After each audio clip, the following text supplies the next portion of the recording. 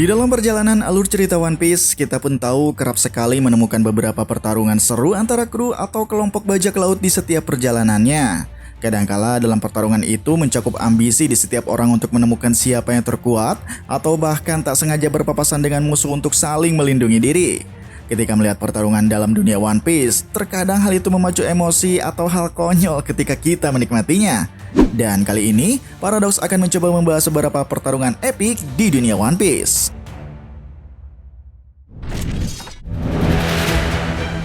Chopper versus Chess Marimo.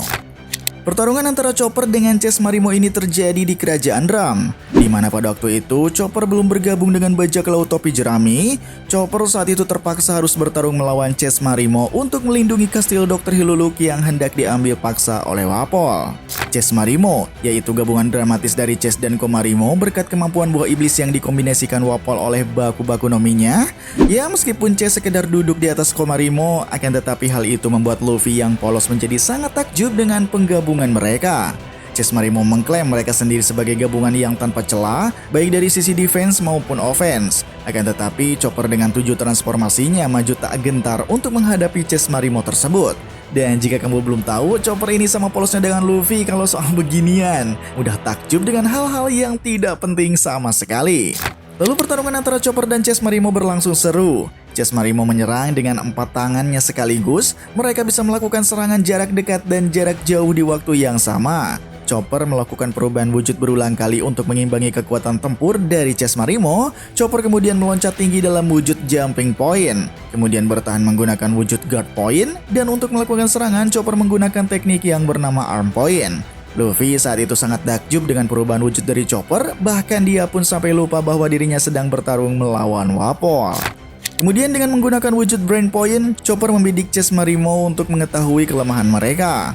Luffy yang melihat pertarungannya, dia menyangka Chopper akan menembak Chess Marimo dengan tembakan laser. Setelah beberapa saat kemudian, Chopper pun mengetahui kelemahan Chess Marimo di dagu Chess yang berada di bawah Marimo. Dan Chopper pun mengakhiri pertarungannya dengan jurus ultimate yang bernama Kokutei Roseo. Teknik Kokutei ini mempunyai arti kuku tajam yang bisa memotong dengan mudah layaknya sebuah pedang. Sedangkan Roseo adalah bahasa Italia yang berarti bunga mawar, tetapi dalam pengertian One Piece ini diartikan sebagai bunga sakura.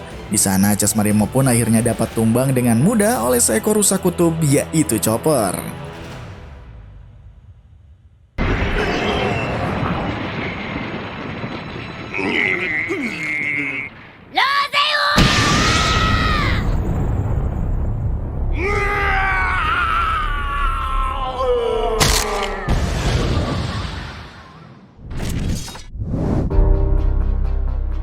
Nami versus Miss Double Finger.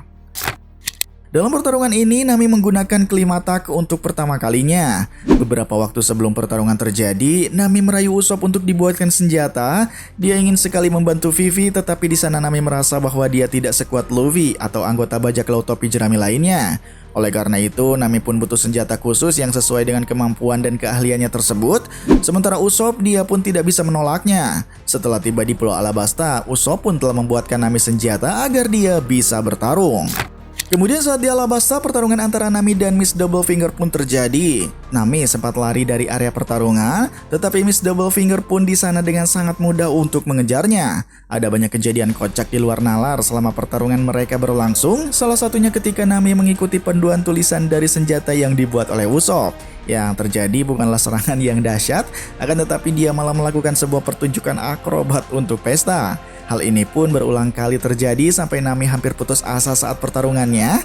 Namun kemudian dia pun sadar ketika Nami membaca akhir dari halaman tersebut, bahwa yang tertera di bagian awal adalah bagaimana cara menggunakan Klimatak agar pesta tidak membosankan. Sedangkan panduan untuk menggunakan sebagai senjata ada pada halaman sebaliknya. Lalu setelah senjatanya itu akhirnya berfungsi, Nami pun berhasil memanipulasi cuaca dengan menggunakan Klimatak. Dan di sana dia juga berhasil mengalahkan Miss Double Finger dengan senjata yang dibuat oleh Usopp. Tornado Tempo!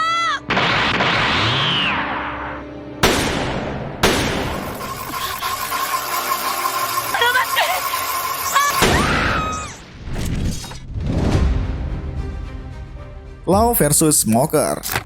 Pertarungan ini terjadi di Pang Hazard. Saat itu Smoker sedang melacak keberadaan bajak laut topi jerami dan secara tiba-tiba Trafalgar Law menghadang Smoker di salah satu pintu masuk laboratorium.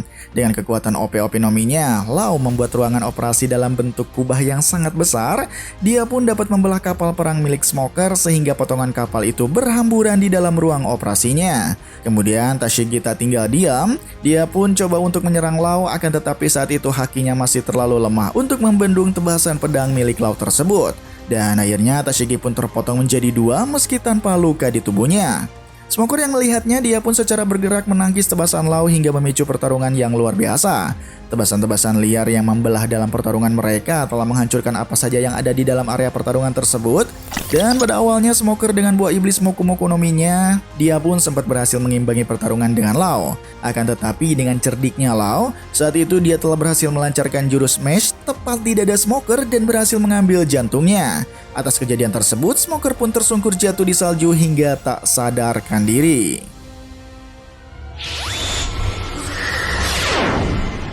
Smoker Miss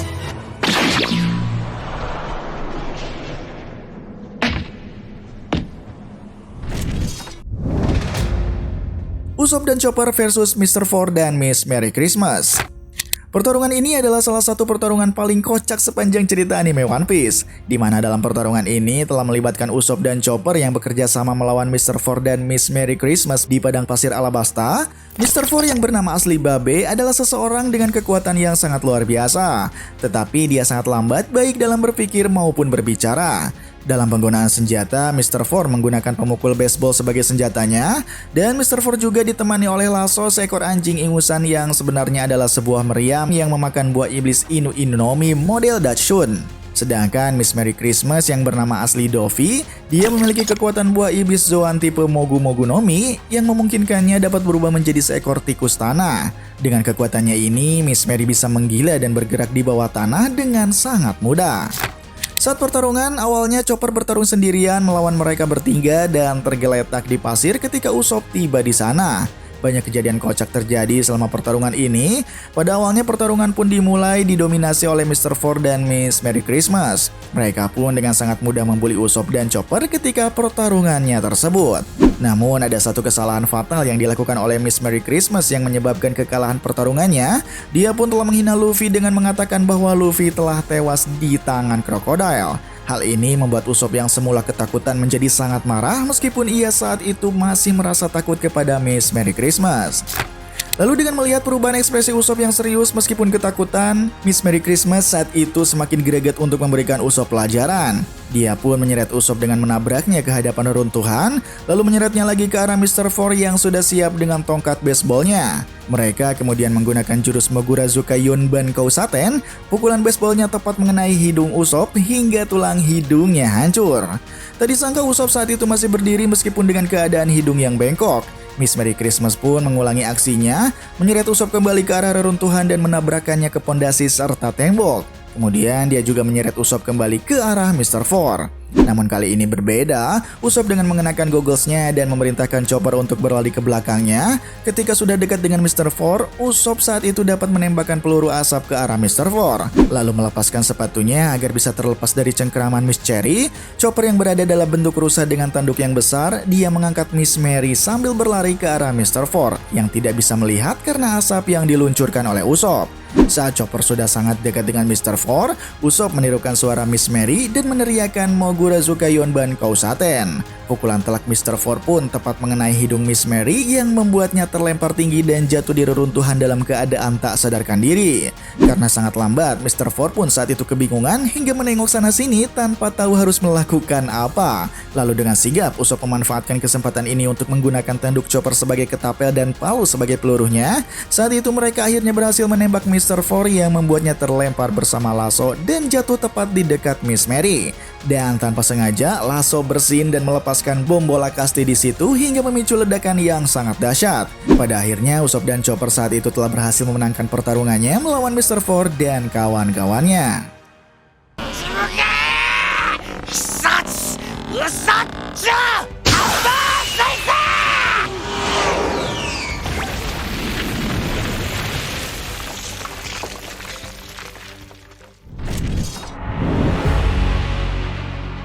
Luffy versus Bellamy.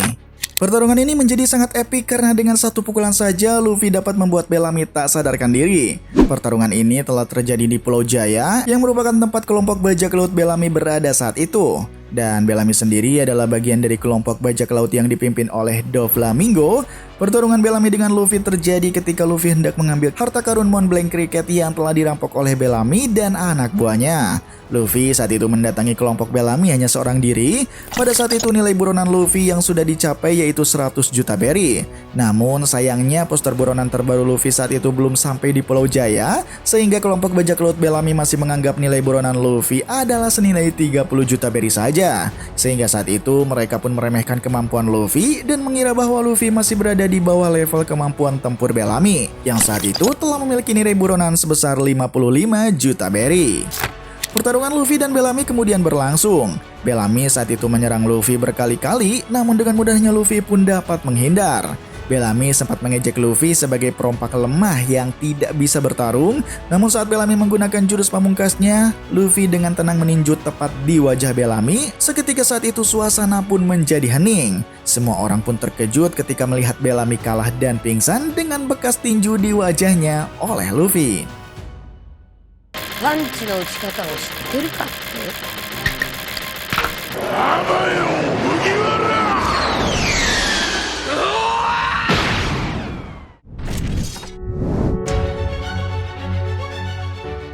Luffy versus Zoro. Pertarungan ini terjadi karena kesalahpahaman. Luffy yang polos mengira Zoro telah membantai orang-orang yang telah menyambutnya dengan baik di Pulau Whiskey Peak.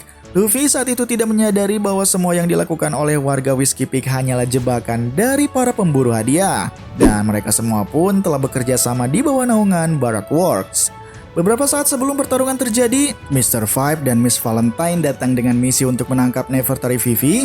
Zoro yang ada di sana pun tak segan untuk menghadang mereka berdua. Namun secara tiba-tiba Luffy muncul dengan sangat marah dan menyerang Zoro di tengah pertarungannya melawan Mr. Five dan Miss Valentine.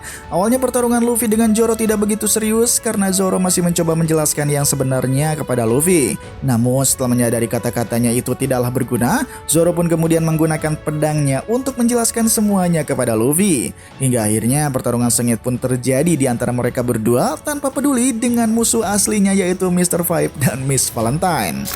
Ketika tidak terima diabaikan begitu saja, Mr. Five dan Miss Valentine pun mencoba untuk menunjukkan kemampuan mereka di tengah pertarungan Luffy dan Zoro.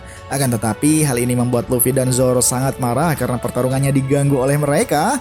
Vivi yang semula ketakutan saat itu dengan kehadiran Mr. Five dan Miss Valentine, dia tidak bisa berkata-kata ketika melihat Luffy dan Zoro dengan mudahnya membuat Mr. Five dan Miss Valentine babak belur.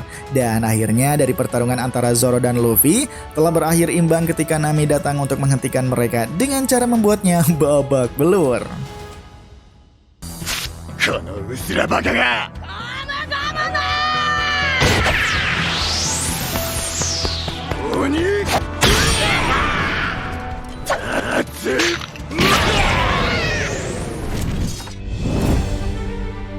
Franky versus Senor Pink. Di Dressrosa, pertarungan antara Franky dan Senor Pink adalah pertarungan antara dua laki-laki sejati, versi One Piece tentunya, di mana mereka menyerang dan menerima serangan secara bergantian. Franky dan Senor Pink seolah-olah mengadakan kompetisi siapa yang paling tahan banting, tanpa peduli menghindar atau menangkis serangan satu sama lain. Senor Pink adalah anggota Don Quixote Pirates yang selalu tampil dengan popok bayi serta dot di mulutnya. Ya, memang meskipun dia berpenampilan seperti bayi, tapi jangan sekali-kali menganggap remeh kemampuannya. Di balik penampilannya yang bikin ngakak ini, ada cerita suram yang membuat Senor Pink menjadi laki-laki sejati dengan banyak fans yang selalu mengikutinya. Senor Pink memiliki kekuatan buah iblis Sui Sui no Mi yang membuat dia bisa berenang di mana saja kecuali di laut. Dia bisa berenang di dalam tanah, tembok, bahkan bebatuan. Pertarungan Franky dan Senor Pink terjadi dalam dua babak. Di babak pertama, Franky berusaha mengalihkan perhatian para kru Don Quixote dari rencana pembebasan kaum Tontata yang ditahan. Dalam babak ini pertarungan terjadi biasa saja dan Franky pun hanya memamerkan gaya rambutnya yang berbentuk meriam. Dan para kru Don Quixote pun jadi penasaran. Saking penasarannya mereka hampir lupa untuk melakukan penyerangan. Dan mereka malah sibuk memikirkan apakah rambut meriam Franky benar-benar ada fungsinya atau hanya sekedar pamer. Lalu pertarungan babak kedua pun berlangsung di pabrik Smile, tempat di mana buah iblis sintetis diproduksi. Di sini Senor Pink menghadapi Franky sebagai laki-laki sejati, mereka pun beradu tinju dan teknik bantingan. Dengan disaksikannya oleh fans Senor Pink dan seorang anggota kru Don Quixote yang juga ngefans sama Franky. Lalu setelah bantingan dramatis dari Senor Pink yang gagal merobohkan Franky, Franky saat itu membalas dengan rentetan tinju yang membuat Senor Pink pun roboh ke tanah dan terkalahkan. Franky, I am boxing!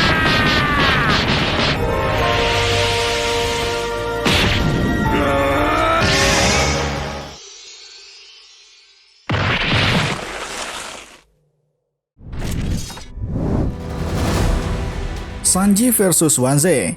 Biasanya Sanji menolak menggunakan tangannya untuk melakukan pertarungan. Alasannya karena dia lebih memilih menggunakan tendangan kaki agar tangannya tetap bersih dari kekerasan.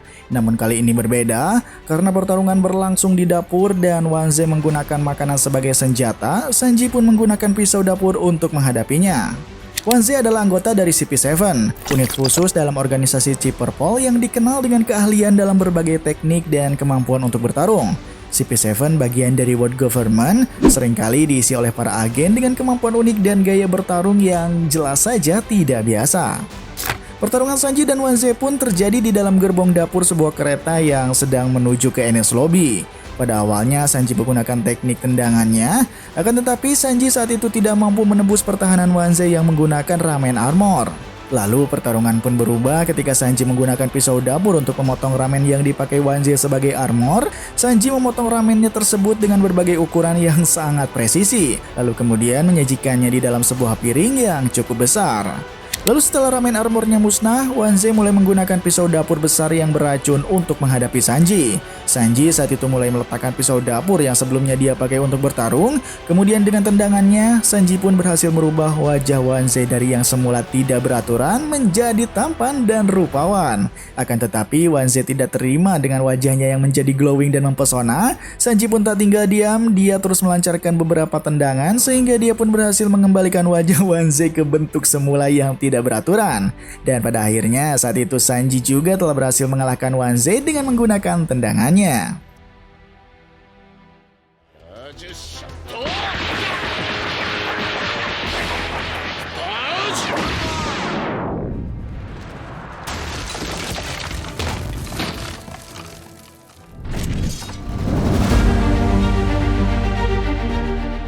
Zoro versus Dazbon. Pertarungan antara Zoro dan Dazbon di Alabasta adalah salah satu momen krusial dalam perjalanan Zoro sebagai seorang pendekar pedang. Pada awalnya, Zoro menghadapi kesulitan besar saat melawan Dazbon dengan menggunakan kekuatan dari Supanomi untuk mengubah tubuhnya menjadi bilah baja tajam. Setiap tebasan pedang Zoro pun seolah-olah menabrak bilah baja yang sangat kokoh, dan tak ada satupun jurus yang mampu melukai Dazbon saat itu. Saat ketika terpojok dan dalam keadaan tubuh yang penuh luka dan darah, Zoro pun teringat pesan dari gurunya, sebuah pesan yang bahkan gurunya sendiri tidak sepenuhnya memahami. Pesan tersebut berbicara tentang pedang yang tidak bisa memotong apapun tetapi bisa menebas segalanya. Dalam momen krisis ini, Zoro melepaskan semua konsentrasi dan mulai memperhatikan benda-benda di sekelilingnya dengan penuh perasaan. Zoro dapat merasakan denyut dari setiap benda, termasuk denyut dari baja yang ada di tubuh Dazbon. Dia juga bisa merasakan denyut pedang Wado Ichimonji yang tersembunyi di bawah batu meskipun Zoro saat itu tidak melihatnya. Lalu Zoro menguji penemuan barunya. Dia menebas daun tanpa hasrat dan daun itu pun tetap utuh. Namun ketika Zoro menurunkan ujung pedangnya dengan penuh hasrat pada sebuah batu, akhirnya batu itu pun dapat terbelah menjadi dua bagian. Dengan penuh kepercayaan diri, Zoro melancarkan serangan terakhir dengan teknik yang bernama Itoriolai Sisi Sonson. Teknik itu dilakukan Zoro dengan mencabut satu pedang dengan sangat cepat lalu menyerangnya ke arah Dazbon. Upaya itu pun tidak sia-sia dia lakukan. Akhirnya Zoro saat itu dapat menebas Dazbon dan berhasil mengalahkannya. Dan ketika Dazbon jatuh ke tanah, Zoro berterima kasih karena telah membuatnya menjadi lebih kuat. 一刀流居合獅子孫孫アトミックスパート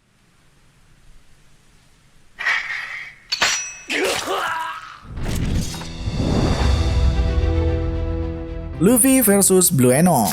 Dalam pertarungan ini, untuk pertama kalinya Luffy menggunakan Gear Second. Sebagai anggota CP9, Blue Eno mampu menggunakan Rokushiki, rangkaian 6 teknik yang mengubahnya menjadi manusia super, yaitu Geppo atau langkah bulan untuk bergerak di udara dengan menendang dengan sangat cepat berulang kali, Tekkai atau tubuh baja untuk memperkokoh pertahanan tubuh, Rankyaku atau angin pembelah untuk menebas dengan kekuatan angin, Shoru atau langkah cepat untuk bergerak dengan kecepatan tinggi, Shigen atau jari penusuk untuk menyerang dengan kekuatan jari, Kami-e atau kertas tipis untuk kelenturan tubuh layaknya kertas, dan juga Rokugan atau serangan 6 titik untuk serangan final yang mematikan. Pertarungan Luffy dan Blue Eno terjadi di atap salah satu gedung di Enies Lobby. Luffy yang sebelumnya kalah telak dari Aokiji dan dengan mudah dikalahkan oleh Rob Lucy, dia pun merasa perlu menemukan cara baru untuk menjadi lebih kuat. Ketika melihat bagaimana anggota CP9 dengan mudah menggunakan teknik-teknik Rokushiki baik dalam pertarungan maupun pergerakan, saat bertarung melawan Blue Eno, Luffy pun meniru teknik-teknik yang dia lihat dari para anggota CP9. Lalu saat itu Luffy berhasil menggunakan teknik tersebut dengan sempurna. Dia pun mampu mengimbangi gerakan Blue Eno, namun hal itu masih belum cukup baginya. Luffy menyadari bahwa untuk melindungi seluruh anggota bajak laut topi jerami, dia pun perlu menjadi lebih kuat lagi dan lagi. Dan dari sinilah Luffy kemudian memperkenalkan teknik barunya, yaitu Gear Second. Teknik ini memaksa jantungnya untuk memompa darah lebih cepat dan juga kuat, meningkatkan sirkulasi darah ke seluruh tubuhnya. Hanya jantung dan pembuluh darah yang elastis seperti karet yang bisa menahan beban teknik ini. Dengan menggunakan Gear Second, kecepatan dan kekuatan serangan Luffy pun meningkat secara drastis. Hal itu pun nampaknya membuat Blue Eno tak mampu lagi mengimbanginya. Pada akhirnya Blue Eno pingsan berdiri tepat saat Luffy bersiap untuk menunjukkan teknik berikutnya, yaitu Gear Third. Dan di sanalah awal kebangkitan kekuatan Luffy ketika dia berhasil mengalahkan Blue Eno.